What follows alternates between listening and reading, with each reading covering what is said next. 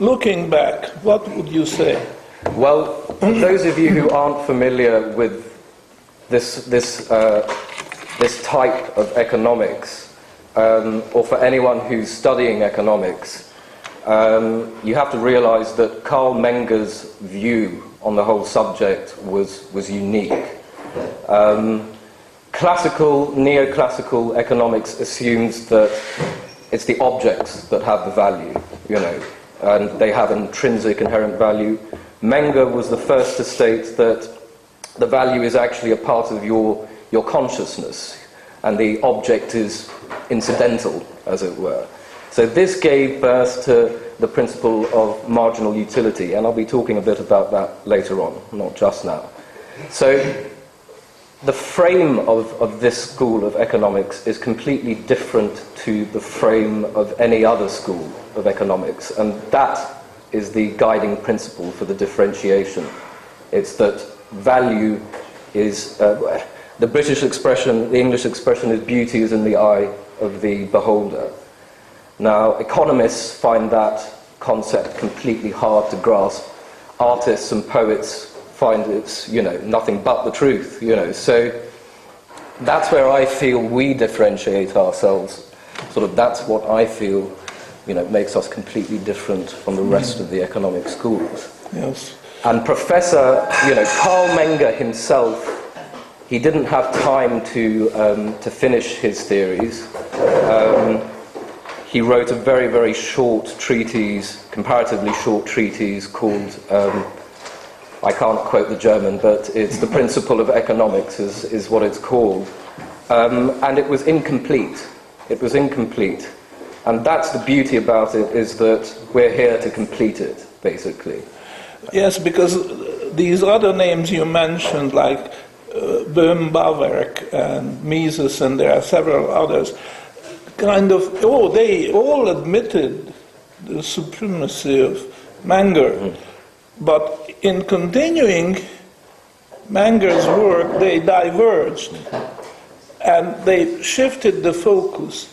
Menger was so much concentrated on the basics, on the fundamentals.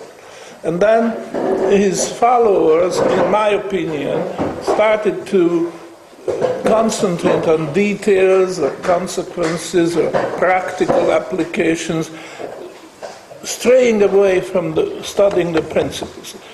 And to my mind, the most glaring aspect of the incompleteness of Menger's work, and that's where all the followers failed, is the theory of interest. Because Menger barely mentions the word, because obviously he had plans to work it out himself, just like he worked out the theory of value through the concept of marginal utility. And this is, in my opinion, what is missing. All the followers, and there are lots of them today, they are very active, and they do very great work. But one thing what they don't do is, or they could not agree on, is the theory of interest. So that's what moved me to concentrate on that, and ignore other aspects, because that's like building a house with improper or incomplete foundations. All right, now there's another question which I could ask you. Do you see anything in our previous experience that should be changed or should be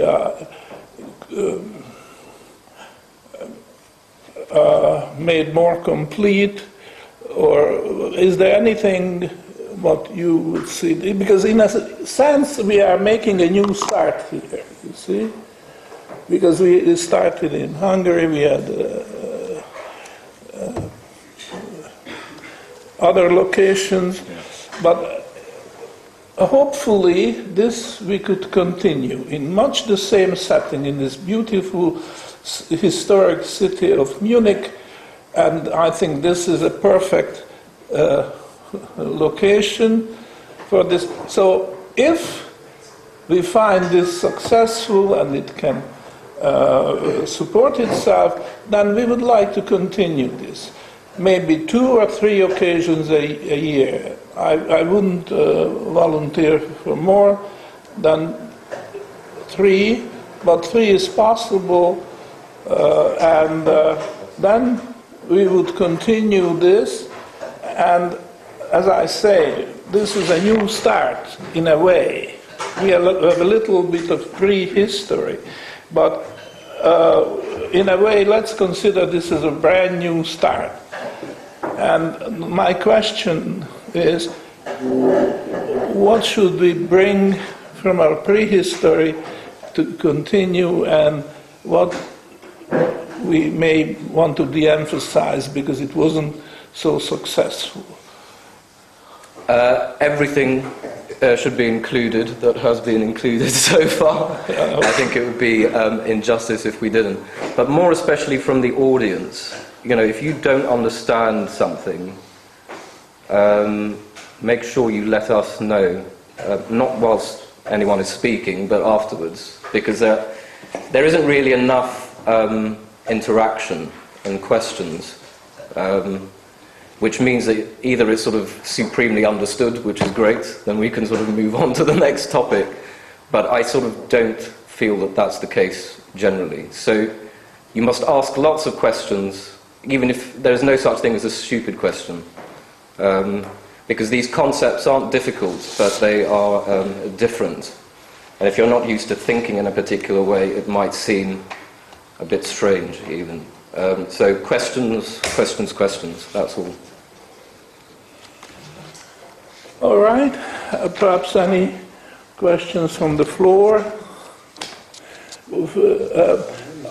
I tell you what my style is. When I'm lecturing, I would prefer not to be interrupted with questions. However, the questions should be answered, and the time to ask the questions is at the end of the lecture. So what I suggest is that if a question occurs to you during my lecture, then just jot down your question and wait until the presentation is finished. And then we have a question-answer period. That's my style. Now, it can be violated. I'm just saying that that's my preference. But if you think that your question is so important that the lecture should be interrupted, well, feel free. This is not an absolute rule. It's just my preference. Okay. So this is the time to ask questions. Really? I might as well say something. I've been one of the 5 who've been to every class, and one of the things that was a bit hard to swallow was interest rates to 0. Well, they're going down, and every time they go down, it doubles, and it's just gone down another notch, and it's getting closer and closer to 0. And the impression on the internet and all that stuff is, well, there's only a little bit of space left, it can't go any lower. Yeah. But the mathematicians up there showed us something different. There's an infinite number of divisions you can make. From 2.5% to 1.25% is the same as from 5 to 2.5, and it's still happening. So I think this, to me, was one day it has to start changing, but clearly the day has not yet come. So I think that's a wonderful It's a very relevant question, because today what is happening is really unprecedented. I mean, the way the interest rate has fallen, even regardless whether the currency keeps its value or it loses value. I mean, this is really unprecedented, because usually if you take a weak currency, then it's compensated by a higher interest rate. And if you have a strong currency, the interest rate can be lower and even approximating 0. But to describe this by incremental drops is the wrong approach. Because if you have an incremental drop at the same rate, then you sooner or later reach zero. And that's not what is happening. It's much better to think of this as sequential halving. So you start from some level, and rather than saying it drops that much, you say it gets halved. And then it gets halved again, and again, and again. And this way, you get smaller and smaller interest rates, but never zero. Because you can do this infinitely many times, and you still get a positive interest rate. Yes? I'm sorry, what interest rates are you talking about for government bonds? Yeah. That's when you mean interest rate, it's government bonds, US or? Well, you can say that, or LIBOR, Okay. or in different countries, a basic rate which is used as a benchmark for businesses. They are not in the dark about it, because there is always a benchmark rate. It could be declared by the central bank, it could be a consortium of the leading banks in a country, or it could be something else. So I think the better way to think about this, that we've reached a very, very low level, is a result not of sequential dropping, but sequential halving. And that's what is happening, and that's what can continue indefinitely. Because the other one would come to an end where you reach zero. And that's very important, because we'll talk about this, that is zero interest possible or not. But to start with, I think to have the good perspective, it's better to say that we are facing a sequential halving of the rate of interest. So, I mean, we'll talk a lot more about this as we go on. Yes? I think you're talking about nominal rates of interest, and correct me if I'm wrong, but we are already into negative real interest rates. So once you adjust for inflation, maybe not in all countries, but if you take the 10-year U.S. Treasury rate of 2%, inflation is higher than 2%. So effectively, it's not just a nominal rate halving, but we're into the negative real yield. Any comments on that? Because that's financial repression. This is not going to be my approach. Okay. That real interest and inflation adjusted, all that. I'm laying foundation, so I assume that the interest rate we are going to talk about will define it properly. We haven't defined it, we're just talking loosely.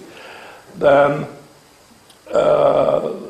it's a natural rate. It's not influenced by a central bank, government, or whatever. And these distortions, which you are talking about, come later. But to understand the pure theory, I cannot start with assuming inflation and this and that. Yeah. Peter? Perhaps for the benefit of the people in this room who have not had the insight of basic financial algebra, many probably will have, but there may be some. It may be beneficial to say just in two words that when an interest rate is changed, it changes the present value of the cash flows. And that may be, okay, very, very basic, but I think without understanding that, it's impossible to follow, isn't it? And perhaps maybe in just 2 words, I mean, you don't have to go into a course of financial algebra, but it may be beneficial. You could sum it up by saying when interest rates go up, bond prices go down, you know, and Yes. vice versa. So if you don't know that, you should. And if interest rates are halved, the present value doubles. Basically, well, almost. Almost, yeah. That is, it's probably not a course that we do here, but it's important to understand. Now, I think the present situation is most confusing, and it's not confusing by accident, but the waters are muddied by authorities. They don't want people to see clearly and so on. So, on the one hand, the authorities pretend that the interest is in a way natural, because they don't admit that they are directly controlling it. And a very interesting question to my mind, which I could not answer to my own satisfaction, is, are the authorities really in charge? Or things are already at the stage that the runaway train comes down with the slope and the brakes are inoperative, they dismantled them, and we are approaching a sharp curve, this runaway train. And then the authorities try to put this lever, pull that one, and so on. But there's no effect. The levers are not connected to anything. And certainly the brakes have been disabled. And on the one hand, see the governments and the central banks are taking credit for the low and still falling interest rates, because it's good for business and so on. And I question that. First of all, falling interest rates are not good for the economy. That's a subject in itself which I will tackle later. But it may be that the interest rates are now falling on its own, and the people at the central bank level and government level are desperate. They would like to stop it at one point, but they are unsuccessful. We don't know. I'm not suggesting that's what's happening, but I have some evidence that this is what is happening. The authorities have lost control. And right now, that's the best comparison I can think of. Runaway train without brakes going down slope, and the sharp curve is approaching. And what to do? You see? And I think what the government does, what the central banks do, is just counterproductive. They think they are in control, but they are not. Or let's put it with, perhaps by now they realize they are not in control, but they have to pretend and convince people that they are in control, and you have nothing to be afraid of because it's in good hands. Competent people are driving the train. So just have this in mind, that not all the information which is coming from governments is perhaps reliable, because they are lying. And in fact, this is what looks very often. Keith? I was just going to add a comment. I think it was about 3 weeks ago, one of the Federal Reserve officials, I think it might have been Fisher, made a comment that we have to add confidence back into the game. I remember reading this saying, what? Start selling confidence on the market. Well, confidence gaining is, you use those two words in the same breath. That's what it's all about. Any more questions from the floor? Just a remark. I'm not an academician. I'm an asset manager as well, and so when you say interest are dropping, I say, well, in Spain and Italy they are not, and I don't know if any government has ever had any control over the long end of the bond curve. I mean, as a practitioner, I don't think so, and I don't. I mean, it's the market who makes it. What curve? The long, The far end of the curve. Oh, the yield. Yeah. yeah, The but high, not that the- far away. I mean, Okay. the The long- 10-year. What can the Fed make? What can the Banca Italia make?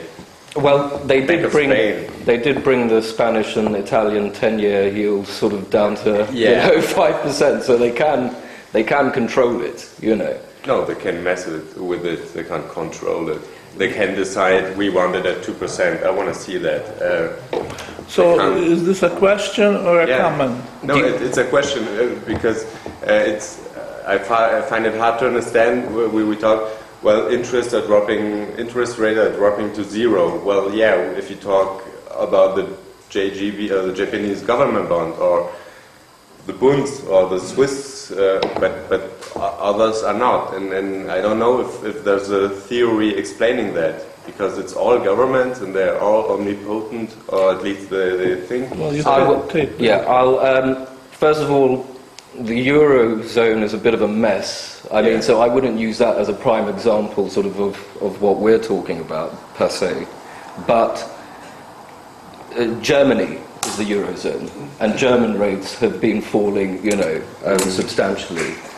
France is the Eurozone, and their rates have been falling substantially as well. Now, Italy, Spain, Greece, Portugal, all of these countries, you know, they have a history of monetary shenanigan. You know, it's not like what's going on now is unknown to the people of those countries. You know, just they speak to their grandparents or whatever, and they can tell them all about it. Now, the whole construction of the euro was flawed in the first place. So to use those examples specifically, you know, yes, it's valid, but it's not directly. You know, we're talking about U.S. markets, you know, the British markets for debt, German, French markets for debt. Look at the Norwegian market for debt, you know, that kind of thing. Where, sorry, yeah, Rudy? When you finish. Okay, sort of where you have the ability to, you can control the interest rate. I mean, you can control the interest rate because you can purchase as many bonds on the open market as you want. So you can keep the nominal interest rate at whatever level you want. The consequence of that will be something else, which you can't control. But you can, in a fiat regime, you can manipulate the interest rate to whatever end you want.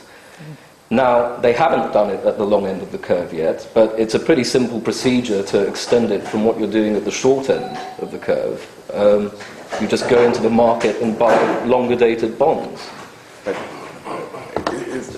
Let's talk about treasuries then. Is it really the Fed buying anything, or is it just the big pension funds who don't know where to go with their money? I mean, Rudy? Sorry, Yeah, I'd like to comment on that. There's no such thing as a euro bond. There is a euro currency, but there's a Spanish bond, an Italian bond, and so on. And this is one of the problems. Either there's a euro bond, and of course then the Germans are responsible for paying it, or there isn't. And when you're talking about interest rates, those people who borrow are borrowing euros, but it's the bond is in their country name. So it's disconnected between the issuer of the currency and the issuer of the bond. Whereas in the US, it's the same, it's under the same hat. So if there was a euro bond, then this would apply. But since there isn't, that's why there's a disconnect. All right, now I think we should put an end to this discussion, but it was a warm-up, so to speak. Okay. So we'll start with the course, but I'd like to have some idea how much time we left of this period. Until 12 o'clock. We can continue on until 12. Until what? Until 12. Oh, 12. Oh. Yeah. And then at 12 we adjourn For lunch break for lunch to 2:30. and 2:30, and then after that we have another lecture. Yeah. And what about question period after the second lecture? We try to bring the question period from the first lecture into the second lecture. That's why we extended it for half an hour. And so the morning lecture will be 2 hours and the afternoon lecture 2.5 hours. No, So that's we a also bit have too coffee break. complicated for me.